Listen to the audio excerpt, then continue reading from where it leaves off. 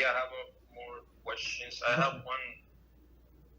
I don't know if we still have time. Yeah, go ahead. Well, let's do at least one, and we can leave one for tomorrow. Yes. Okay, so I don't know if I am right on my facts here, but I some time ago read in Mishneh Torah that when a person commits certain sins, he can be punished in certain ways, several different ways actually. Mm-hmm. And one of them is if his kids or his whose babies, for example, I believe up until the age of 10, get sick or die, that would be some sort of a punishment for the person. I don't know if I'm right on my facts here. Yes, you're right 100%, but it's not politically correct. So if you tell today to somebody, so they would deny it. But that's exactly the thing, right? So yes. But that was not the question. I just wanted to double check if I was right, because the question is, you're right 100%. Yeah, go ahead. Thank you, Rabbi. Thank you. So my question is, let's say this baby, Hazbe Shalom, gets sick because of what his parents did. Mm-hmm. He gets, I don't know, he gets cancer, something like that. Does that sickness that he got, was that produced by what his parents did, or was it something that he would eventually get because of something he did in a past life?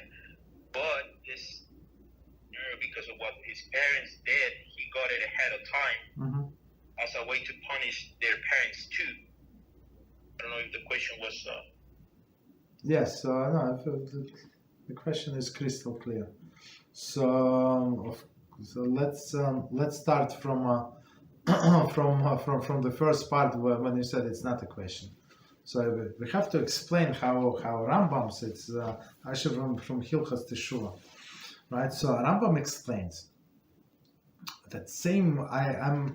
Let me draw my own parallel. I think I don't think Rambam explains like that, and then we go to Rambam. So it says when it says about the laws of Mitzora, right? Somebody that gets tsaras. So he gets, they translated leprosy, but it's not leprosy. It's not. It's tsaras. Okay, close, but in English there is only word that I know is leprosy. Okay, but it's not. Okay.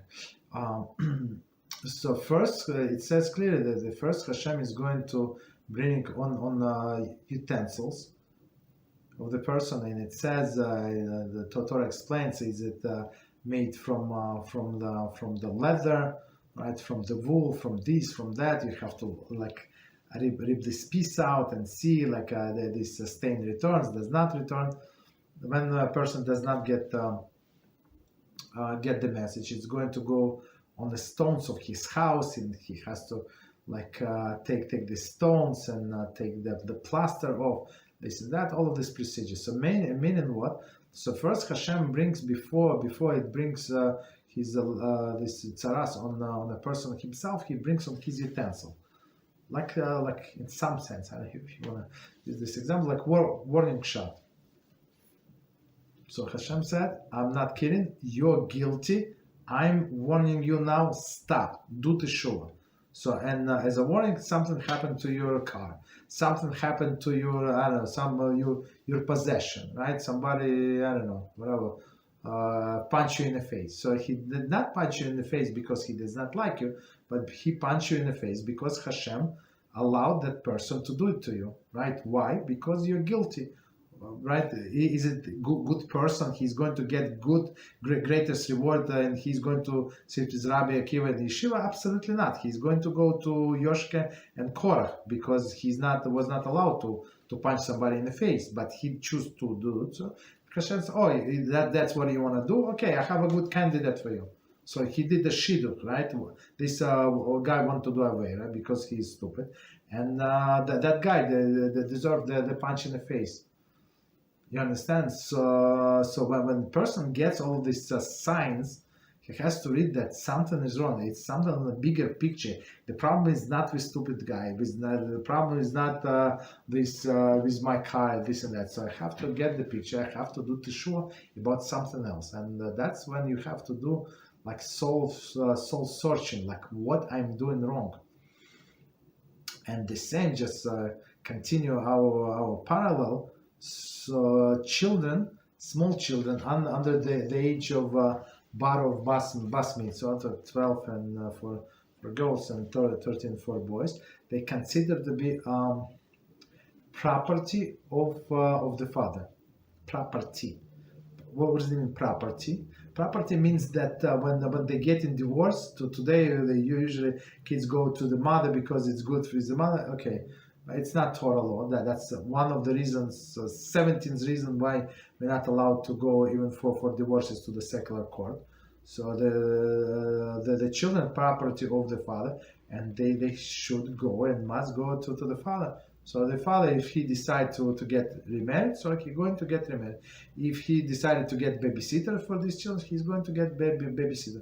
He's skilled children. If he decided to give it children to his wife, ex-wife, okay, that's his decision. But we're not asking the wife. Okay, that's very important, right? That's a big difference between Jewish law and secular law, right? And sometimes, Chas v'shalom, Hashem said, okay, I'm doing warning shot, somebody punched him in the face, he didn't get it, so now I'm going to bring something like damage to his utensils. Whatever utensils did not work, like his mixer, fancy schmancy mixer exploded, like burnt, it's only like the warranty finished 1 week ago, and that's what we have here as our refrigerator. Brand new refrigerator, like I'm not brand new. I mean, okay, after 1 year it stopped working. How is it possible? Like other refrigerator works for 20 years.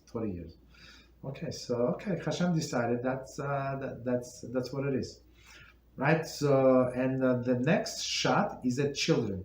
It's so because again the children are the property of the father, and he should have get the message. So of course, is it possible? So continue with your question.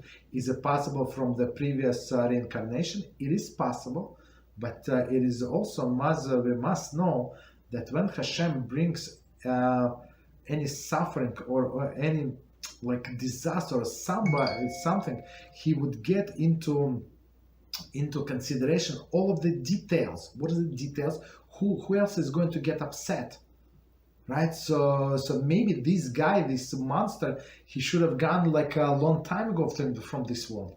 But because Hashem said that this monster, he's a cheater, he's the liar, but he pays for this children's yeshiva, and they actually good learners, and without him they would be on the street. So Hashem said it's worth it for me to keep this monster in the world. Why? Because he pays for yeshiva. And his wife is not deserving to live on the street or to be very poor.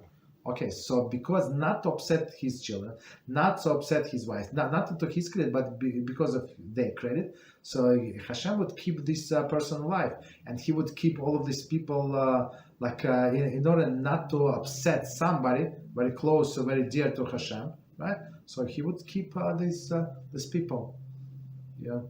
You understand? So when Hashem said that maybe this person has from previous reincarnation, he has to get punished, but not to upset the father, the mother, the whole family, and all of these other people who would get upset. So this actually holds the punishment away from this child, from any person actually, for that sake. You understand? So it's very good to be associated with good people, with holy people. So if they would find out that Chas v'shalom something happened with us or some other people, they would get upset. So Hashem said, no, that's too much. This guy deserves whatever he deserves, or this girl, but it's upset to that person, this holy person. That's too much. I don't want to upset him. Let him live. Let him be healthy. You understand? So that's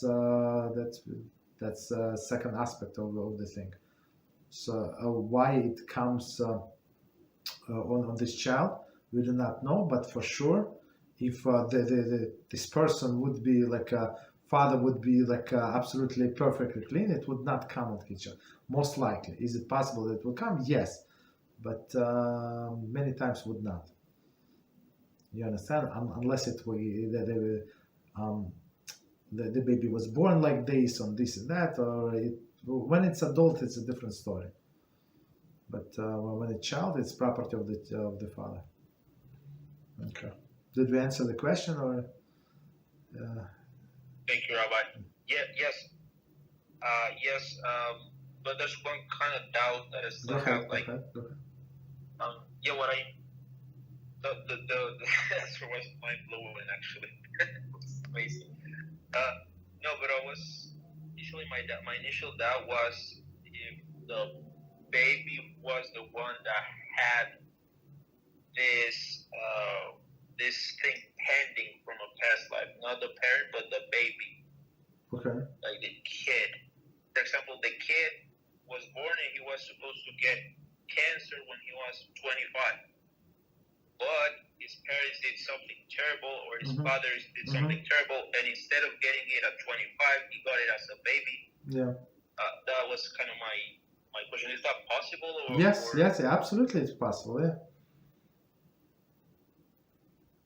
So I had this comment. So I had this comment on YouTube from this lady, right? So she like I don't know, maybe I'm not sure if it's that there is any limit of how many lines you can put in a comment, but maybe like she wrote 3 paragraphs, like I don't know like how many lines, maybe 10 lines, 15 lines in each paragraph. I don't know how like how many letters it should be some kind of limit, but she actually asked this question: how is it possible? It's I think for after the movie of Tikkun Habrit, I think it was for that or one of our clips. I don't exactly remember, but she would like explain how is it possible the stupid parents did not dress their child properly, their daughter, let's say because she's 5 years old and okay.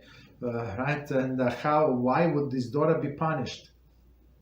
Right, so that's our boy or what they did. Like, how is it fair? Because of the stupid parents that these innocent children they do not know better would be punished. And I didn't answer yet, but the plan is to do the clip Beezrat Hashem, and that's exactly yes.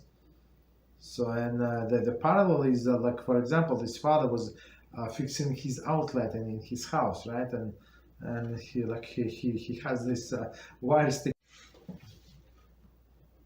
He got the call from the work, right? So he left all the tools, the wire sticking out of the outlet, and he went to take a call. And guess what? After 15 minutes of call, he forgot about these wires, and his little son comes to this outlet and got electrocuted. Is it false? Is it fault of the child?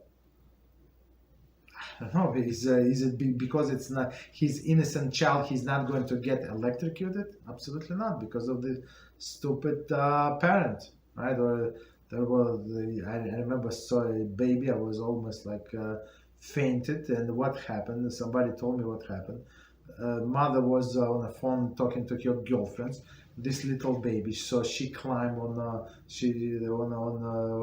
little stool, and she wanted to maybe to see how to make soup. Or she saw her mother add ingredients, and she pulled the whole pot on herself and burned with the soup.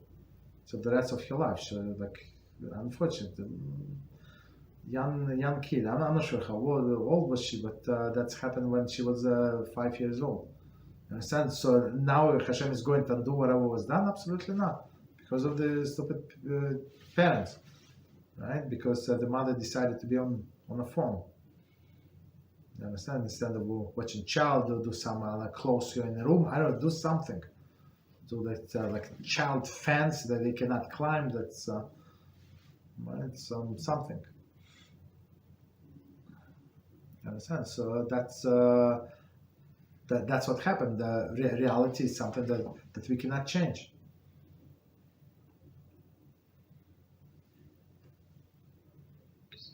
Thank you very much, Rabbi. That was amazing.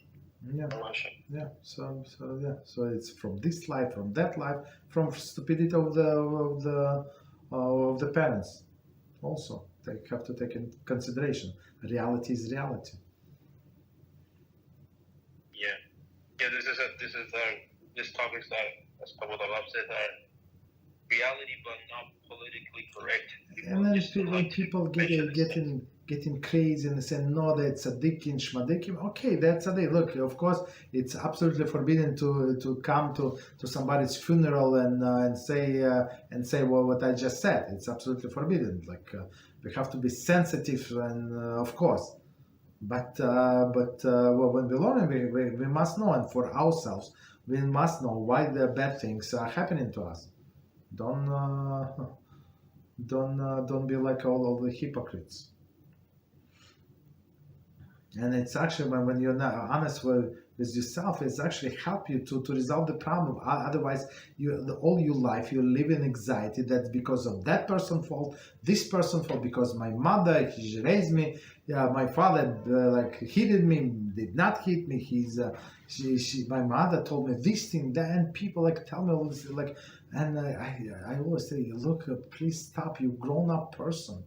Like whatever mother did to you, you were in a third grade. Okay, you were in a third grade, but now your grandchildren in a third grade. So like, grow up a little, right? You're not going to forgive your mother. Like, feel normal, whatever was it.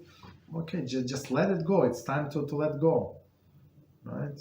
So don't be depressed. When people depressed, they cannot they cannot proceed, as our sages say. In order for a prophet to prophecy, he has to be in a good mood, in a happy mood. You understand? Otherwise, Shekhinah is not going to come for a person who is depressed, and that's what Breslev they put the accent on that. Of course, it's like overdoing, like it's the most important mitzvah to be happy. That's nonsense. But it is actually mitzvah to be happy with your lot. That's it. So, but if you analyze, okay, it's my fault, there is a way to fix it. That's it. There is nothing to depress about. Okay. What else? Thank you very much, Rabbi. You're welcome.